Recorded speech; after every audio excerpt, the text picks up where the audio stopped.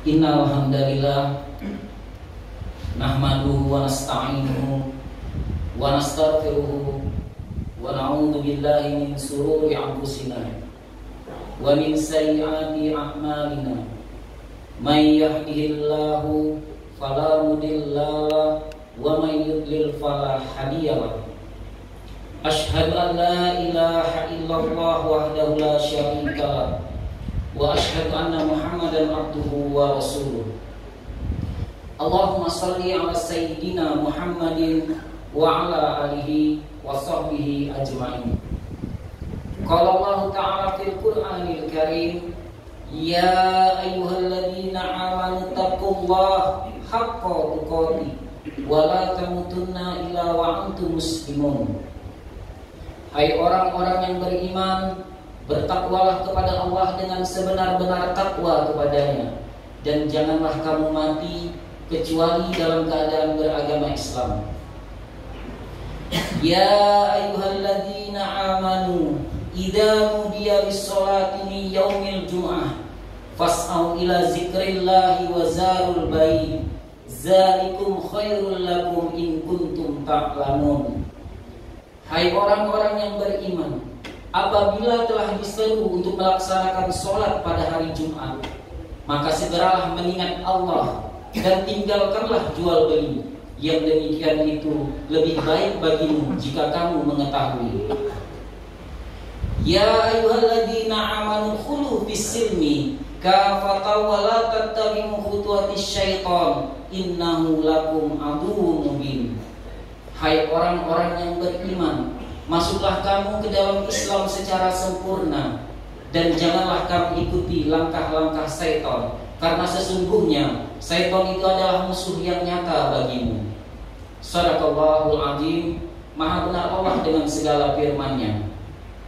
Hadirin jemaah sholat Jumat yang dirahmati Allah, puji dan syukur kita panjatkan kehadiran Allah Subhanahu wa ta'ala yang sampai saat ini kita masih diberikan nikmat sempat, nikmat sehat, nikmat usia yang bermanfaat, serta nikmat iman dan Islam. Karunia yang teramat besar yang Allah karuniakan kepada hamba-hambanya. Salah satunya, kita masih dapat melangkahkan kaki kita menuju masjid yang mulia ini untuk menunaikan ibadah sholat Jumat berjamaah. Saya mengajak kepada diri saya pribadi serta jemaah sekalian untuk senantiasa meningkatkan ketakwaan kita kepada Allah. Berbekalah, karena sesungguhnya sebaik-baik bekal adalah takwa. Ma'asyiral muslimin rahimakumullah. Pada khutbah Jumat kali ini, khatib akan menyampaikan tentang yang sering dilupakan di bulan Sya'ban. Menata niat hadir di majelis yang mulia ini semata-mata untuk beribadah kepada Allah. Jangan sampai niatan kita hadir di majelis ini hanya sekedar untuk menggugurkan kewajiban kita, apalagi menjadi sebuah keterpaksaan. Tentu, jika ada terbesit seperti itu di dalam hati kita, maka apa yang kita lakukan akan sia-sia, sehingga tidak akan mendapatkan kualitas ibadah yang baik. Tidak terasa, kita sudah berjumpa dengan Sya'ban lagi. Bahkan bulan yang menandai bahwa kita semakin mendekati bulan suci Ramadan. Sya'ban adalah bulan ke-8 dalam hitungan kalender Hijriah, terletak setelah bulan Rajab dan sebelum bulan Ramadan. Secara bahasa, Sya'ban berakar dari kata Arab Syi'ab yang berarti jalan di atas bukit. Makna jalan ini bisa dikiaskan dalam pengertian bahwa kita sedang menapaki jalan menuju Ramadan, bulan yang paling dimuliakan dalam ajaran Islam. Posisi bulan Sya'ban yang terjepit di antara Rajab dan Ramadan itu rupanya membuat Sya'ban kalah populer dari kedua. Kita tahu Rajab diyakini sebagai bulan yang di dalamnya terdapat peristiwa dahsyat, yaitu Isra dan Mi'raj.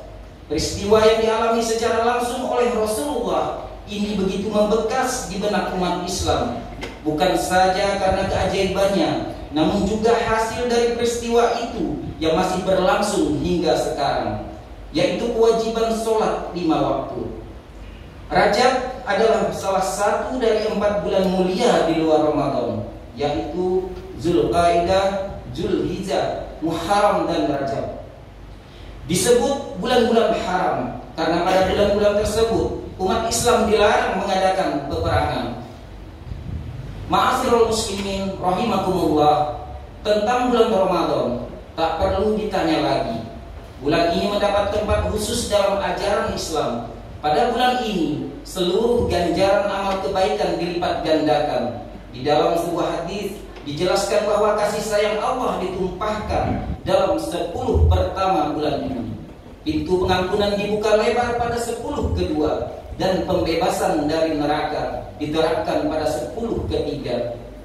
Umat Islam diwajibkan berpuasa selama sebulan penuh.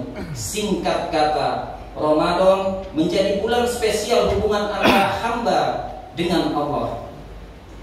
Terkait tak begitu populernya bulan Sya'ban, Rasulullah pernah bersabda, "In Usama bin Zaid qala qultu ba Rasulullah, lam araka tasumu syahrun min syuhubi ma nasumu min Sya'ban." Qala zalika syahrun yaghfulun nas anhu baina Rajab wa Ramadan wa huwa syahrun turfa'u fihi al-a'malu ila rabbil alamin fa uhibbu an yurfa'a amali wa ana sha'im. Yang artinya, Usamah bin Zaid berkata, "Wahai Rasulullah, aku tidak pernah melihat engkau berpuasa sebagaimana engkau berpuasa pada bulan Sya'ban." Nabi membalas, bulan Sya'ban adalah bulan yang biasa dilupakan orang karena letaknya antara bulan Rajab dengan bulan Ramadan. Bulan Sya'ban adalah bulan diangkatnya amal-amal. Karenanya aku menginginkan pada saat diangkatnya amalku, aku dalam keadaan sedang berpuasa. Hadis riwayat An-Nasa'i. Hadirin jemaah sidang Jumat yang dirahmati Allah, Imam Al-Ghazali dalam Ihya Ulumuddin menyatakan, hari-hari utama al-ayyam al-fadilah ini dapat ditemukan pada tiap tahun, tiap bulan dan tiap minggu. Dalam siklus bulanan, Imam Al-Ghazali berpendapat bahwa bulan Sya'ban merupakan bagian dari al-ashur al-fadilah, bulan-bulan utama, sebagaimana bulan Rajab, Zulhijjah dan Muharram. Bobot nilai puasa pada bulan-bulan utama lebih unggul dibanding pada bulan-bulan biasa. Berpuasa juga menjadi amalan yang jelas-jelas dicontohkan oleh Rasulullah sendiri. Mengapa puasa? Puasa di bulan Sya'ban menandai tentang kesiapan kita dalam menyambut bulan suci Ramadan. Semakin intensif seseorang melaksanakan ibadah di bulan ini, semakin matang pula kesiapannya untuk memasuki bulan Ramadan. Disinilah relevansinya makna jalan di atas bukit. Bulan Sya'ban menjadi jalan mendaki untuk meraih puncak kemuliaan yang tersedia di bulan Ramadan. Rasulullah sendiri bersabda bahwa beliau ingin ketika amal kebaikan diangkat, beliau sedang dalam kondisi berpuasa. Dengan demikian, kata kunci penting dalam hal ini adalah kesiapan. Kata ini pula yang sering diabaikan tatkala kita memasuki bulan Sya'ban. Kesiapan yang dimaksud adalah kesiapan rohani untuk menerima suasana paling sakral dari bulan paling suci, yaitu Ramadan. Sehingga kesiapan lebih berorientasi spiritual ketimbang material. Mungkin kita lihat perubahan suasana di sekeliling kita saat bulan Sya'ban tiba. Pusat-pusat perbelanjaan kian ramai, tiket-tiket stasiun atau pesawat dengan cepat terbeli, jumlah belanja bahan pokok meningkat, dan lain sebagainya. Semua ini mungkin bisa disebut persiapan, tapi dalam permaknaan yang sangat material, bukan spiritual. Ma'asyiral muslimin rahimakumullah, dengan demikian kita menyaksikan bahwa bukan hanya bulan Sya'ban yang dilupakan, bahkan makna bulan Sya'ban itu sendiri juga tak jarang diabaikan begitu saja. Kondisi duniawi kerap menyibukkan kita dengan hal-hal yang tak terlalu substansial. Tradisi atau ritus budaya tahunan sering menjauhkan kita pada kedalaman rohani yang seharusnya mendapat perhatian lebih dari kita. Yang tak kalah penting dicatat adalah bahwa bulan ini mengandung pertengahan spesial yang dikenal dengan nisfu Sya'ban. Secara harfiah, Nisfu Sya'ban berarti hari atau malam pertengahan bulan Sya'ban atau tanggal 15 Sya'ban. Imam Al-Ghazali mengistilahkan malam nisfu Sya'ban sebagai malam yang penuh dengan syafaat atau pertolongan.